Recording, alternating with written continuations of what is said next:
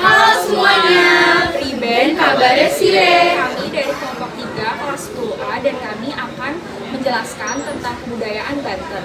Pertama, kami akan memperkenalkan diri. Halo semua, perkenalkan nama saya Firza Pranasaranda dari absen 14. Halo semua, perkenalkan nama saya Febiola Samara Fadela dari absen 15. Halo semua, perkenalkan saya Emilia Malidia dari absen 13. Halo semuanya, perkenalkan nama saya Galwajeng Pramudita dari absen 18. Halo semuanya, perkenalkan saya Francisca Pernita Berdecevania dari absen 17.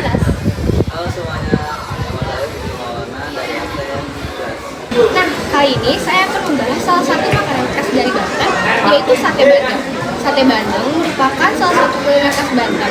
Makanan yang merupakan perpaduan dari ikan bandeng, santan, dan rempah-rempah ini diketahui sudah ada sejak era Sultan pertama Banten, Sultan Maulana Hasanuddin pada 1552 sampai 1570. Menurut cerita, makanan khas ini bermula ketika sang sultan ingin memakan ikan bandeng. Hoki kerjaan kebingungan antara ikan ini memiliki kerajaan kebingungan antara ikan ini memiliki banyak duri halus dan berbahaya jika diolah secara langsung, seperti dibakar atau dikukus. Untuk sultan maupun petinggi-petinggi kesultanan. Akhirnya, hoki tersebut berinisiatif untuk menghancurkan daging dan ikan dan menarik tulang dan duri-durinya terlebih dahulu. Lalu daging ikan bandeng dihaluskan dan disaring untuk memisahkan tulang dan duri yang keras. Daging yang sudah halus inilah yang dicampur dengan rempah sebagai adonan sebelum dimasukkan ke bumbu yang dibangkas hingga makan. Hidangan baru ini tidak nyana disukai oleh sultan dan petinggi lainnya. Akhirnya sate bandeng yang mirip dengan sate lilit ini menjadi salah satu makanan wajib masyarakat Banten kala itu dan terus diturunkan hingga sekarang. Halo semua, di sini saya akan menjelaskan tentang bahasa dari suku Banten. Di sini saya akan menjelaskan dari suku Banten penduduk asli yang hidup di provinsi Banten dan bicara tentang menggunakan dialek yang merupakan turunan dari bahasa Sunda kuno. Dialek tersebut dikelompokkan sebagai bahasa kasar dalam bahasa Sunda modern yang memiliki beberapa tingkat dari bahasa halus sampai tingkat kasar informal. Yang pertama tercipta pada masa Kesultanan Mataram menguasai Pegunungan dan bagian Tanggarang Provinsi Jawa Barat. Namun demikian di wilayah Banten Selatan seperti Lebak dan Pandeglang menggunakan bahasa Sunda campuran, Sunda kuno, Sunda modern, dan bahasa Indonesia di Serang dan Cilegon. Bahasa Jawa digunakan untuk etnis Jawa dan di bagian utara kota Tangerang. Bahasa Indonesia dengan dialek Betawi juga digunakan Batam, Baretnis Betawi. Di samping bahasa Sunda, bahasa Jawa, dan dialek Betawi, bahasa Indonesia juga digunakan terutama pendatang dari bagian lain Indonesia. Nah, halo semuanya, sampai juga kita di materi upacara adat. Nah, di upacara adat ini kita akan membahas 3 upacara, yaitu yang pertama upacara adat Serentahun, lalu upacara adat Ngalakasa, lalu yang ketiga upacara adat Ngelotken. Nah, dalam upacara Serentahun ini kita dirayakan untuk merayakan hasil panen yang ada di desa. Jadi dalam ritualnya sendiri, kita mengumpulkan padi, lalu padinya dimasukkan ke dalam lumbung padi yang ada di desa. Atau lumbung padinya sendiri sering disebut dengan nama lewit. Lalu yang kedua adalah upacara adat Ngalakasa. Nah, di upacara adat ini kita membuat mie yang bernama laksa atau sejenis kue tiaw gitu teman-teman. Nah, dalam kegiatan ini melibatkan semua masyarakat yang wajib untuk hadir dalam upacara. Karena dalam upacara ini kita akan menghitung kepala keluarga, anak serta ibu maupun anak perempuan lainnya yang ada dalam daerah tertentu. Lalu yang ketiga adalah upacara adat Ngelutkeun. Nah, dalam upacara ini adalah prosesi pernikahan atau tradisi Banten yang umumnya digunakan untuk memutuskan calon menantu yang ada dalam pernikahan tersebut. Nah, karena itu diadakanlah upacara Ngelutkeun. Sekian teman-teman. Sampai jumpa di materi selanjutnya. Dadah. Oke, jadi selanjutnya saya akan menjelaskan tentang pakaian adat Banten. Jadi ada 3 macam. Yang pertama pakaian pengantin, pakaian paksi, dan juga pakaian baduy. Untuk pakaian pengantin wanita, yaitu atasan berupa kebaya, bawahan berupa kain batik, dan juga selendang dan penutup kepala.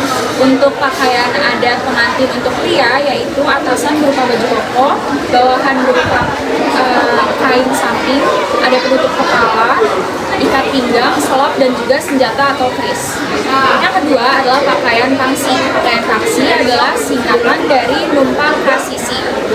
Pakaian paksi ini adalah pakaian yang pemakaiannya seperti sarung atau ditumpang. Baju paksi biasanya dikenakan untuk pakaian keseharian dan juga dipakai untuk latihan silat dengan menggunakan celana komprak. Yang ketiga adalah pakaian adat Baduy. Jadi adat Baduy itu dibagi menjadi 2, yaitu pakaian adat Baduy dalam dan luar.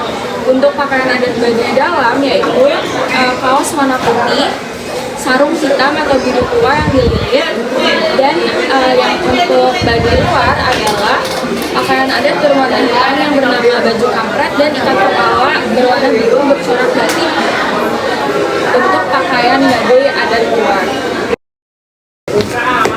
Nah, di sini sekarang ada keunikan tarian tradisional Banten. Oke, Banten juga menjadi salah satu faktor mengapa sih banyak wisatawan tertarik untuk berkunjung ke daerah tersebut. Bahkan bukan cuma 1 atau 2 jenis saja. Ada 3 tarian Banten yang siap membuat Anda terpesona dengan keindahan gerak, tampil, dan busananya. Oke, untuk itu apa saja sih tariannya? Mari kita lihat. Yang pertama, ada tari coket. Tari coket ini adalah dengan sebutan Tan Sioket yang berjasa dan memperkenalkan tari ini di Banten. Semua bermula ketika Tan Sioket yang seorang tuan di tanah Tangerang kala itu mengadakan sebuah pesta meriah.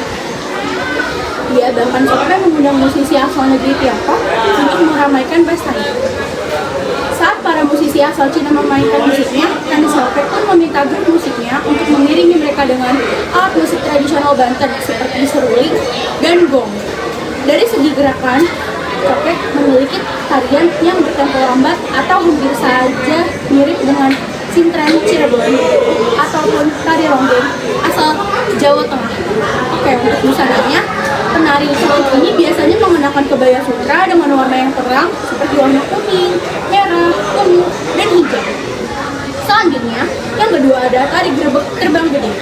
Tarian ini adalah hasil dari penggabungan seni pencaksilat Banten dan kesenian terbang gede asal Serang. Terbang gede sendiri ini menunjukkan pada nama alat musik yang mirip rebana, yang ukurannya besar. Terbang gede juga memiliki bagian dari syiar agama Islam di tanah Banten. Para ulama setempat kala itu sering menggunakan musik terbang atau rebana dalam berbagai acara ritual seperti syukuran bayi, hajatan, dan buatan rumah. Oke, dalam tarian ini, gerebek terbang gede juga ada para pria yang umurnya sudah lanjut usia beriringan, seperti menabuh alat musik seperti orneng, sela, kempul, dan terbang gede untuk mengiringi para penari juga. Selanjutnya, bermain musik juga para pria itu juga berselawat, baik itu dalam bahasa Jawa maupun Arab. Jumlah penari untuk tariannya itu umumnya ada 6 orang atau lebih. Busana pentas mereka juga ada berwarna biru muda dan setelan panjangnya untuk beratasan dan bawahan. Oke, yang ketiga, di sini ada tarian ngebak saker. Gerak tarian ini mengadaptasi pijakan silat terumbu yang merupakan salah satu gaya bela diri dari Kabupaten Pandeglang. Biasanya, masyarakat Banten juga menyuguhkan tari ngebak saker untuk membuat suatu acara dan menyambut tamu-tamu penonton. Oh iya, durasinya di sini ada 5 menit. Di situ tarian ini mempunyai durasi yang sangat singkat. Oke, saat menampilkan tarian mereka, para penari ngebak saker akan menggunakan kostum atasan yang berwarna biru. Untuk bawahannya ada kombinasi samping warna coklat tercorak dan celana putih. Keunikan lainnya dari ngebak saker adalah tarian ini juga identik dengan bertujuan debus pertunjukannya dan juga menjadi ciri khas dari Banten. Oke, sekian dari saya. Nah, halo semuanya, di sini saya akan menjelaskan beberapa senjata tradisional khas Banten. Yaitu diantaranya, yang pertama ada golok selangkar. Golok selangkar adalah golok keramat asli yang diwariskan dari budaya Banten. Golok selangkar juga sering dipakai oleh masyarakat Banten sebagai senjata saat melawan penjajah pada zaman dahulu. Pada masa silam, orang Banten memakai golok selangkar ini dengan mengoleskan racun ke bagian pedangnya. Dan racun yang dioleskan tersebut adalah racun dari ular tanah, kalajengking, dan katak buruk, sehingga efek serangan senjata tersebut sangat mematikan. Lalu yang kedua, ada golok.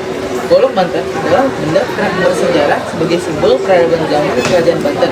Pada masa silam, golok dipakai sebagai alat pertahanan untuk melawan musuh atau orang yang berniat mengancam keselamatan. Golok Banten digunakan oleh para jawara untuk mempertahankan diri dari serangan musuh dan sebagai lambang kehormatan dan derajatnya sebagai pendekar atau jawara. Lalu yang ketiga, ada golok Ciomas. Senjata tradisional Banten dengan sebutan golok Ciomas ini adalah jenis senjata yang bersejarah di daerah Banten. Golok Ciomas ini bentuknya tidak berbeda dengan golok-golok lain pada umumnya dan sebagai senjata simpanan untuk membela diri. Lalu yang keempat, ada congkrang. Congkrang atau arit adalah senjata tradisional Banten yang bentuknya sedikit berbeda dengan bentuk bedok, di mana pada bagian ujung senjata ini agak melengkung ke bawah. Lalu yang kelima, ada bedok. Bedok adalah perkakas harian yang sering digunakan di ladang atau sawah. Kegunaannya menebang pohon, menebang bambu, membelah kelapa, keperluan dapur, dan masih banyak kegunaan lainnya. Senjata tradisional dengan nama bedok ini merupakan salah satu peralatan senjata yang sangat penting dalam kehidupan sehari-hari. Lalu yang terakhir adalah parang. Parang adalah salah satu senjata tradisional dari daerah Banten yang fungsinya selain sebagai senjata untuk melindungi diri, juga bisa dipakai sebagai alat untuk membantu kebutuhan hidup sehari-hari. Sekian dari video kami, semoga bisa membantu. Jangan lupa melestarikan budaya Banten ya. Matur nuhun ge. Bye bye.